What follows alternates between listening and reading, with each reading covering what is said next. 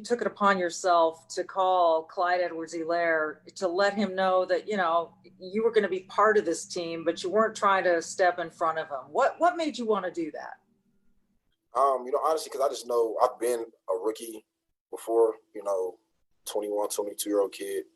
You know, and I understand, like, you know, he's been having a phenomenal year, you know, so far. You know, so I didn't want him to think that I was going to try to come and, like, you know, rain on his parade or, like, just step on his toes or anything, you know. Before I decided to come here, I wanted to make sure that he would have been okay with it, because I didn't want to create any friction between any running back rooms or anything. You know, when I reached out to him, it was like he was kind of embracing me, like, you know, welcoming me to come, like, yeah, bro, come, like, let's win this ring, you know what I'm saying? Let's do that.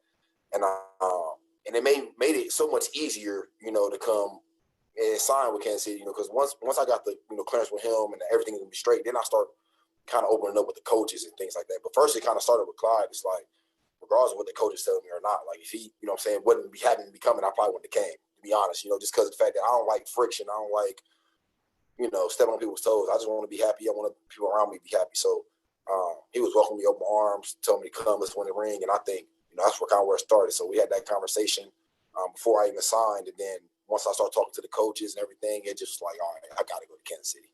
You know, but I definitely had a couple other teams like recruiting, things like that. But it was just so, it was the toughest decision like I think I've ever had to make, even before my free agent signing. But I'm glad that I made the decision I made. I'm happy where I'm at. So it's amazing because, you know, you played for the Pittsburgh Steelers and now you're playing for the Kansas City Chiefs. I mean, these are two great NFL franchises. Is there something that the two have in common that you understand makes them great? Yeah, it's like you can tell, like, by the culture, you know, just by like even like just in practice, you know. I think you can see like a way a team practice, like a team was like the Pittsburgh Steelers or the Chiefs. You see the way they practice.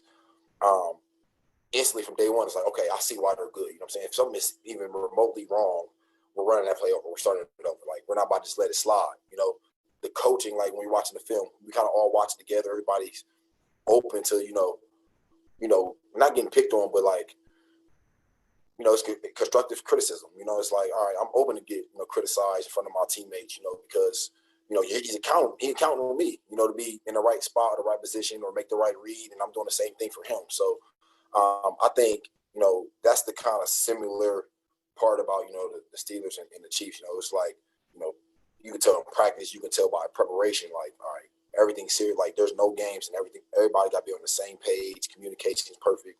And I enjoy that. You're Le'Veon freaking Bell. And so there were seasons you had that were MVP caliber seasons. And then there was the season off and then the Jets. And did you feel isolated at all? Did you feel like you might not get back to that place? I mean, there have been points where, like, I may have, like 2 years ago, maybe, where I may have had a thought where, like, dang, bro, I might have did this or that. I wish I did this or the other.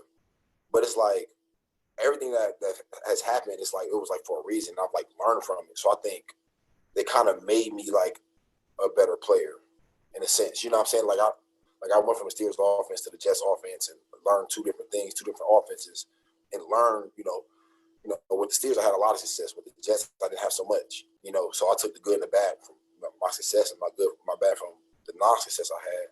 And I think, you know, the non-success even like kind of humbled me a little bit and make me a better player, you know, like, okay, because I know all the things I do great, you know, the things I wasn't doing so great, you know, I feel like, oh, I got to do those better. And I know that that was an area that I could improve on. So I tried to improve on it. So now I'm just trying to be the ultimate best player I possibly be right now. At age 28, I think, you know, physically this is the best I ever felt. I'm still learning the offense. So I think, you know, it's a lot more that I can do, and I'm just ready to show people for real. You said it before, everything has gotten you to this point. So do you have any regrets?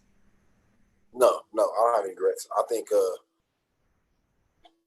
you know, people will look at it, you know, like I made a mistake, by not signing with the Steelers or this, that, and the other. But like, I don't really look at it like that. I don't really care. I just kind of move on, and like the situation I'm in now, it's like I'm good. I'm happy. I'm ecstatic. I've learned from the last 2 years or 3 years. So I took the, any kind of negative or positive thing, and put it in my bag of me learning and just kind of moving on. That's how I kind of look at it. It's like, as long as I stay positive, move on, people around me stay positive, happy, and move on, So that's kind of where I'm at in my life right now. You knew when you were coming to Kansas City what was there. You knew that Clyde was welcoming you with open arms. You knew that they had won a Super Bowl. But to be on the practice field with this unbelievable array of talent, the first time you were out there and saw what this offense could do and the talent around you, what were you thinking? I was obviously excited. I think you see, like, the guys play on TV all the time. I done played against them a couple times, like Tyreek and, Travis. But it's like when you see them in person, week in, week out, day in, day out, see where they work and why they're so special. That's what kind of hits me. It's like, oh, now I see why you're special. I see why you're, the best, quarterback or one of the best receivers or tight ends in the game, just because of the fact that y'all work so hard, and each and every day. And not only that, it's just like communication. They're like brothers. It's like everybody all kind of gel together. Nobody really gets jealous of one another. It's like, if Kelsey makes a play or if Hardman makes a play, like Tyreek's excited for him. If Clyde makes a play, Tyreek's excited for him. Or Clyde's excited for Tyreek. It's like everybody just kind of, I don't know. It's just hard. It's like everybody's just kind of together. It's hard to explain, but I love that, because like that's the type of player I am. It's like I'm excited when somebody does something, special. You know what I'm saying? Or if I do something special, oh yeah, come hype me up. You know what I'm saying? Hi, I'm Mike Tirico, and thanks for watching. Make sure to hit subscribe for the latest news and highlights from NBC Sports.